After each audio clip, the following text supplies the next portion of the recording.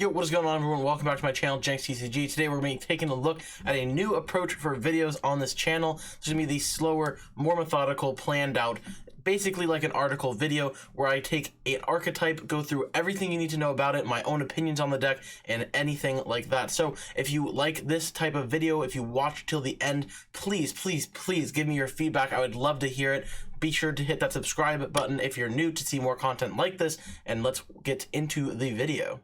Alright, so to preface this, I want to make this a shorter video because 30 minutes is a long time to watch a video, but basically what I'm going to do, cover 4 different lists. We have players like Victor Freitas, Isaiah Bradner, Christian Hasbani, my own personal list from the Players Cup. We're going to take those 4 lists, give a quick rundown on the lists, not go too in-depth, and then show you my list based on these knowledge. I have 2 lists for you, one with Persian and one without Persian, and yeah, I think it's going to be a lot of fun. We're going to talk about some matchups, talk about some text, all that type of stuff right now. The first list we're looking at for today's video is going to be the Players Cup list that I played, and we've covered this video or this list to death on this channel, so I don't want to go any more into depth with it. The main takeaways from this list are Jirachi, high energy switch, Pokemon catchers, and overall a list that just tries to abuse ADP's GX attack and then gust up the bench Pokemon.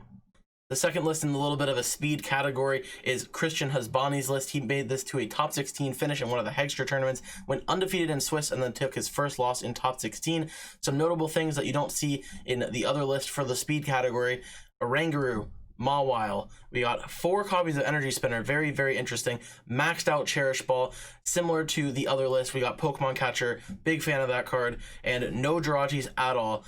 Great catcher in here as well. So this kind of takes away some of the fluff from the Players Cup list that I didn't actually like myself after the event, and I think Christian does a really good job here with this list, and I am excited to take a stab at changing this list into something that I think is better. Getting into the slower build of ADP, we got these tanky tag call builds that we have. Victor's build from the Players Cup that we did the interview on. He has the Zazamenta text, he has the tag call package, he has the Guzmahalas, the Maulanas, there's a Reds challenge, there's some tech cards in here, notably Aurora Energy, no basic water energy. This is going to be that slow classic, you attach again, then you GX on your second turn, and then from there you set up based on how the matchups go. The Zazamentas are obviously for Eternatus and stuff like that, but this is the first of the slower ADP builds. The second ADP build you might have actually never seen, but Isaiah Bradner did live stream this on Twitch after he talked a little bit about it to us in one of our group chats. Here it is, Persian GX, definitely something that no one really has ever talked about before. I know when I saw this, I was like, that's cool. And it kind of takes the strategy of the catchers and then removes the catchers. So when your ADP gets knocked out, you're going to be able to use that catwalk ability, search your deck for 2 cards, and then put them to your hand. You can only use it once per turn. But it kind of, it's very interesting. It takes the slower route with the tag call package, uses the Persian in order to do that. Like you can see, there's no Pokemon catchers or anything in here, but this is a very cool list. Like I said, the main takeaways are going to be that Persian, there's no Pokemon catcher, and it uses that air balloon with switch package. We got the Guzmahala and the Maulana. So while looking at all 4 of these lists, let's talk about some of the crucial cards and then get into building some deck lists. So after looking at all 4 of these lists, I think the main takeaways, for at least in my opinion, is I want my ADP build to be fast. I want it to be consistent at hitting that turn 2 Ultra Creation GX, or sorry, turn 1 Ultra Creation GX going second, and obviously consistently hitting it turn 2 going first. So with my mind on ADP, I always expect my RCSD Agapulki to get knocked out. I usually play on the side of if the opponent has everything in order to KO the ADP, I want to play off of that. So the main strategy is going to be to gust around the active Pokemon and take a quick knockout on 2 bench Pokemon, abuse that broken power of Altered Creation, and I think the best way to do that is with Pokemon Catcher. I also think that Persian GX is really strong, so we're going to take out the 2 lists that I have built based around these 4 lists and give the knowledge that way.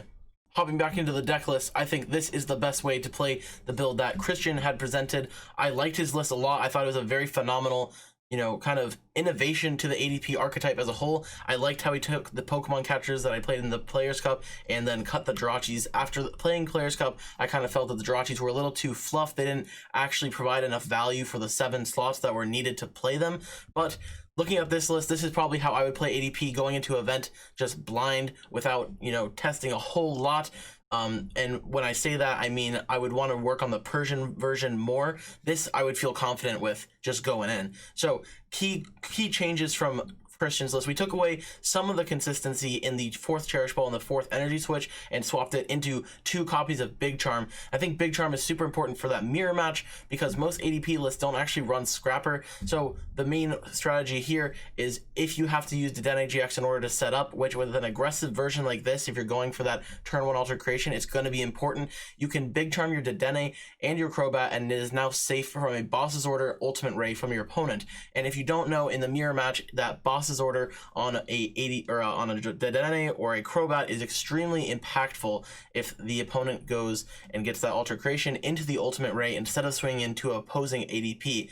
Now with this list, we also have a really good shot at doing that, and I could even see adding a Scrapper just to counteract that play, but it really just depends on how many players decide to put these defensive tools like Big Charm in their ADP list.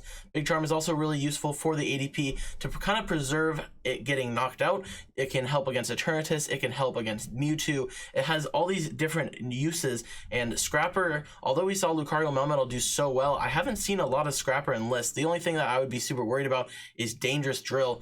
But you can see with this list, it's fully trying to take advantage of that Gust. We have 4 Pokemon catchers, we have 4 Boss's Orders, and we have a Great Catcher, and it's just all in on that strategy to go after those bench sitters, and if not, you take your knockouts on the active and push your advantage that way.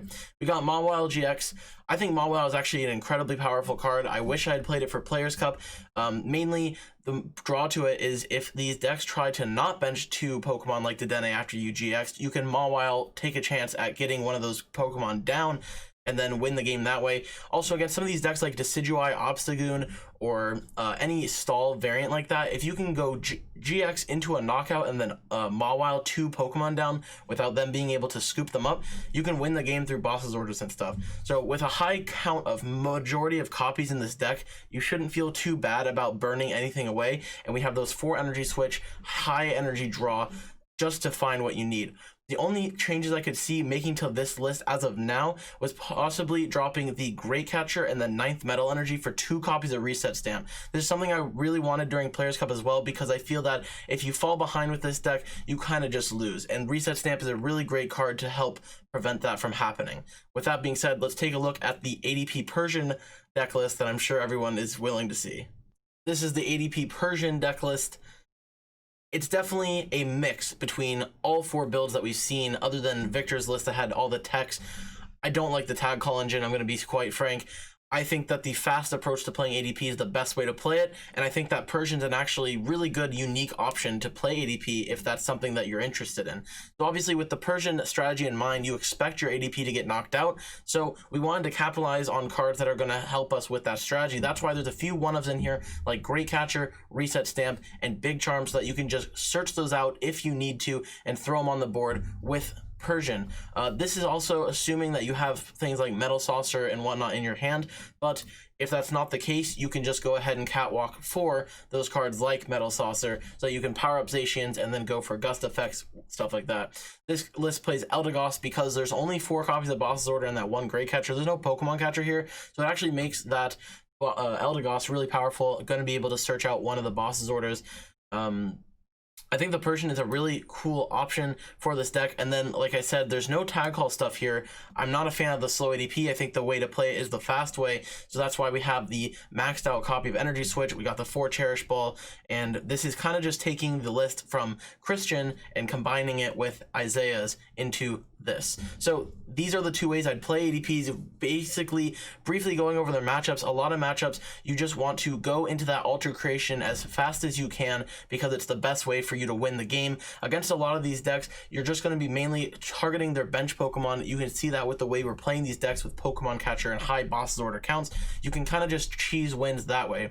If that's not how the game plays out, you are taking extra prizes on your knockouts, so you can just knock out big threats in the active and take extra extra prizes that way. If you knock out an Eternatus VMAX, for example, you take 4 prizes. So you just need to KO 1 Eternatus, 1 bench sitter, and you kind of have to get that into the mindset.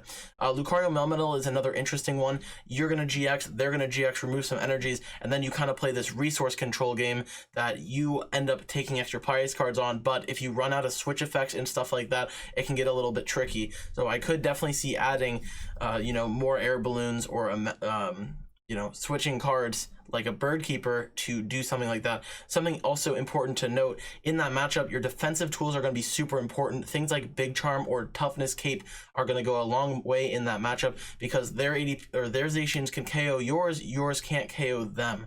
And then with the Big Charm on your Pokemon, they can't KO you. So it kind of works in a weird way with the Metal Goggles and the ADP or the Lucario Melmetal GX attack with your ADP GX. So it basically just becomes a 2-shot game all around. But most of your matchups just come down to Ultra Creation, take those knockouts. Baby Brown, you kind of race them. You go GX into knockout, knockout, knockout, and you try and find those knockouts before they can. So overall, ADP is a very tempo-oriented deck, which is why I think that the fast way to play ADP is probably the best way to do it. But if you guys enjoyed this video, please be sure to let me know. This is a different type of video than what I've done in the past. I would love to hear your feedback on it. Thank you guys so much for watching to the end. You're a homie if you did. I'll catch you guys in the next one. Thank you guys so much for watching. Have a good one.